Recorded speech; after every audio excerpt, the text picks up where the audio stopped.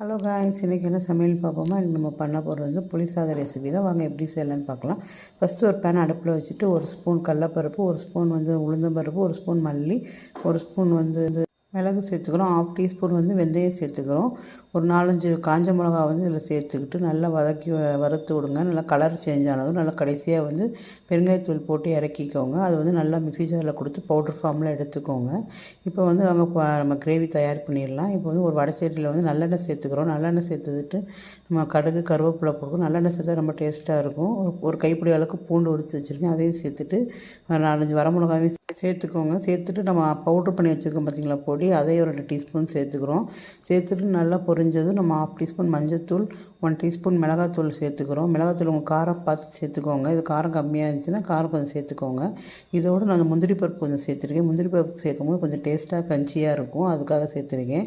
ஒரு எலுமிச்சம்பழம் சைஸ் புளியை வந்து நான் நல்லா ஊற வச்சு நல்லா கரைச்சி எடுத்திருக்கேன். அது இதோடு சேர்த்துட்டு நல்லா வந்து கொதிக்கணும். கொதித்ததுக்கப்புறம் கொஞ்சம் உப்பு சேர்த்துக்கோங்க. அதில் உப்பு சேர்த்து நல்லா வந்து அது கன்சிஸ்டன்சி பாருங்கள், கொதித்து கெட்டியாக வரணும். அது வரும்போது நம்ம அடுப்பு ஆஃப் பண்ணிவிட்டு நம்ம சாதத்தோடு மிக்ஸ் பண்ணால் சூப்பரான புளி சாதம் ரெடி ஆயிடும். என்னோட சமையல் வீடியோ பிடிச்சா லைக் அண்ட் சப்ஸ்கிரைப் பண்ணுங்கள். பாய்.